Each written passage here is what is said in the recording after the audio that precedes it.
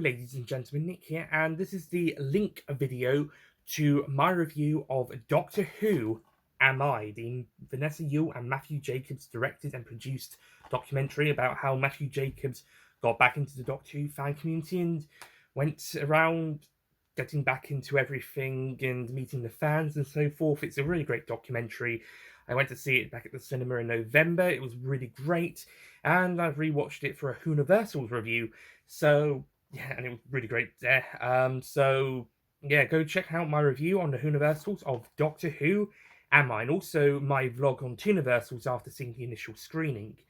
And I've rewatched the movie for the review.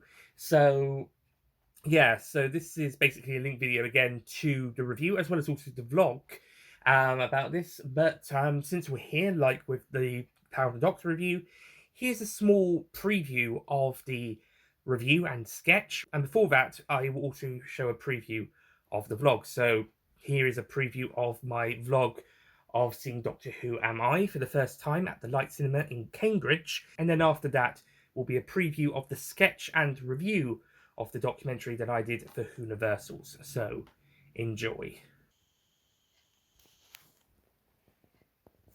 Doctor Who Am I?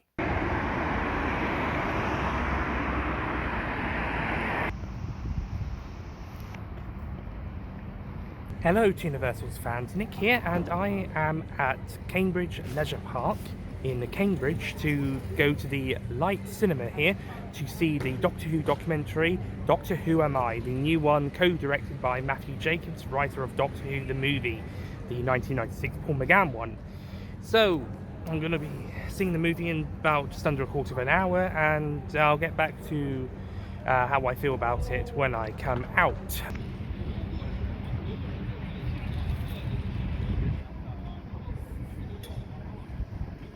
That wasn't a very good film.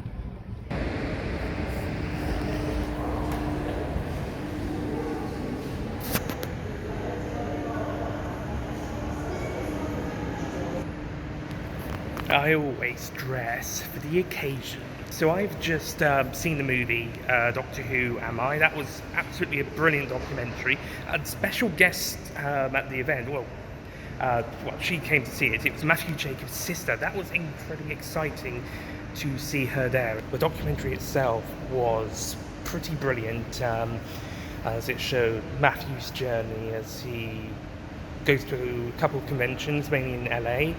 It was great to see a couple of the Doctor Who fans of the United States there, so Doctor Who US fans who are probably going to enjoy this documentary. It's still really great to see all these people there, and Paul McGann, Daphne Ashbrook, Eric Roberts, and a couple of others. Nicholas Briggs appears at one point, a couple of points, talking about stuff and going to conventions and the fans and so forth. It's a great documentary about the fans as well as Matthew Jacobs' journey and his personal relationship with both his family and mainly his father, and the show, especially the TV movie itself, which he wrote, and his career and so forth. It's a really great documentary about that. There's some really great emotional moments, especially towards the end. I actually did my essay on Doctor Who criticism and fandom, and my main case study was the TV movie. And if I was doing it this year, because I did it start of 2021, if I'd been doing that essay this year, end of 2022 or start of 2023, this movie would definitely be part of the research study. I'd definitely have quotes and stuff and references to this, as how the reception of the TV movie affected Matthew Jacobs and a couple of others surrounding it, and how that ties in, and as well as parts of the Doctor Who fan base and the community, especially the American ones. And yeah, and I loved how that documentary showed all of that as well. Who am I?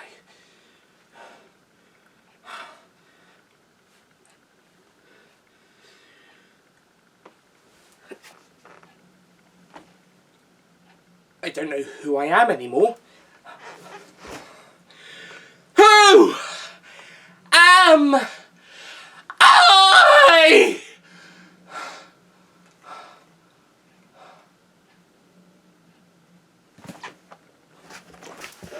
Oh, that's right, I'm Nick of the Whoniversals, and you, hello there, are the The Space Pirates, my least favourite Doctor Who story. I thought I got rid of you back in September during Troughton month. Well, it looks like we haven't seen the last of you just yet. Well, technically you are a missing story, so unless you get found or animated, technically we have, but as a story, but as a Whoniversals villain, it seems that we have not seen the last of you yet. Well, now that you're back, and I'm actually quite glad to see you back, what are we going to do with this? Fine, I'll deal with it. You've suffered enough. The power of Uncle Terry compels you! Anyway, now I'm here, I'm off to worship Daddy Patty Tratty. Very well, but first, there is another recent Doctor Who film I must discuss first.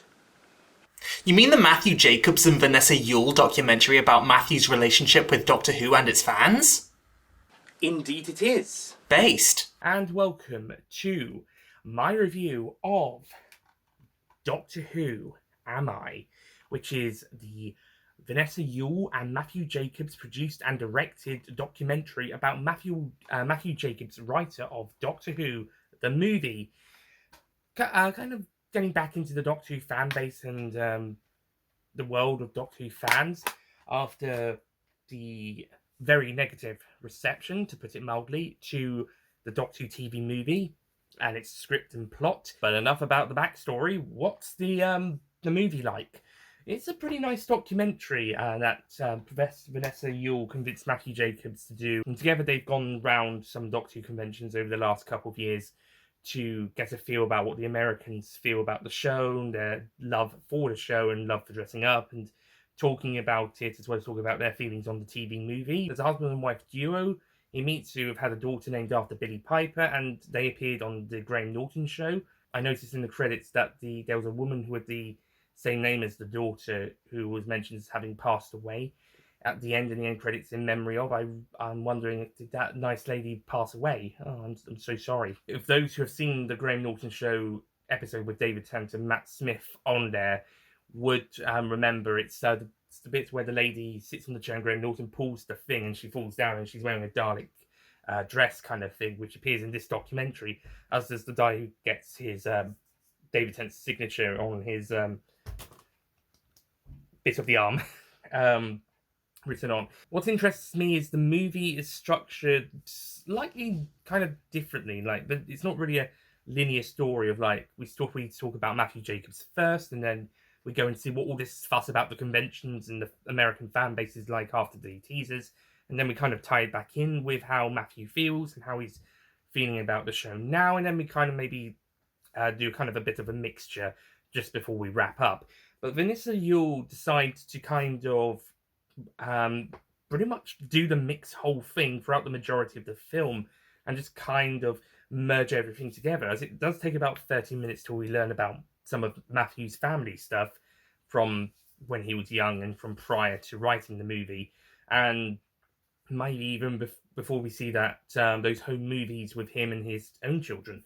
It does spend that first half hour setting up him and his relationship with the show, and then all glossing over the American families. There's a good about 10 minutes, around the 20 to 30 minute mark, before we then jump back into Matthew's relationship with his father and his not so very nice childhood, or shitty childhood as he puts it. So it's interesting that Vanessa Yuile and or Matthew Jacobs chose for the documentary to be that kind of style, and then as we go along we do get a bit more of each at portions throughout the movie. It's one great fan who saved the TARDIS set, Dimmy Looming, mentioned them once, and I believe I saw them in another Idiot's Lantern video where they played around on that set. Oh, it's such a great TARDIS set. That's, if I was to go to the United States of America, I would love to go to a convention where that TARDIS console from the TV movie is, and get to have a little play around on that and take pictures of me in the set with maybe a background or a green screen behind me. And yeah, that would be absolutely amazing. So I give the fan who saved that a massive thank you. It's more interesting for international fans like us British ones to see what the American audiences are like, and for us and them to compare each other to each other. Like, Americans over there don't think we British actually show off our love or appreciation for the show through the costumes as much. Like, with the cosplays, are like, pretty much every person you'll see at a Doctor Who specific convention will have a cosplay or a shirt. Whilst they say, like, in the ones in the UK, or someone says that one of the ones in the UK, they just kind of look like they brought people from the bus stop over, and no shirts, no costumes. And I know that the UK does have a lot of cosplayers and lots of people wearing shirts. I wore shirts or tried to cosplay when I went to the BFI screenings over the last year, as you may have seen in our vlogs. With the exception of the Dalek movies, I missed that one, but the other screenings, including meeting up with some friends for the City of Death one, even though I didn't see it screened, but I did meet up with friends, I did try to wear a Who-related shirt, or try to cosplay as the respective Doctor. So I can kind of see where those American fans are coming from, but at the same time, there are those great British fans that will dress up. I saw a lot of cosplayers at those BFI screenings. I know there's a lot of great cosplayers out there. Crystal D from 5 Who fans, for example. Dominic G. Martin, who I met at one of the screenings. He was brilliant.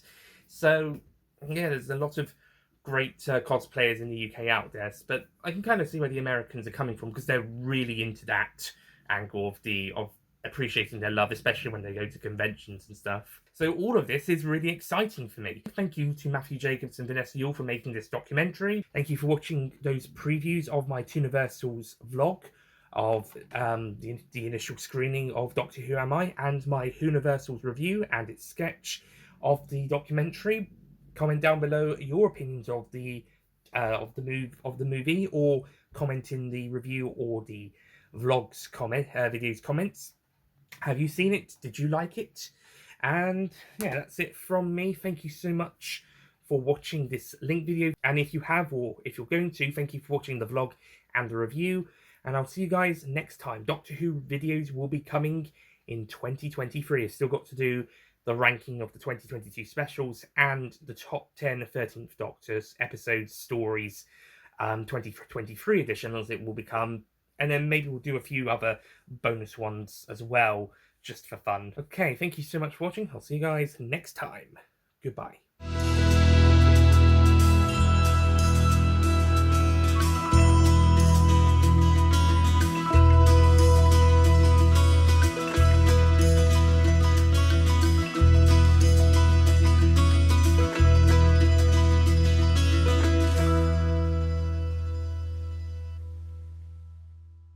Don't forget to click below to subscribe to the Nicholas Payne YouTube channel.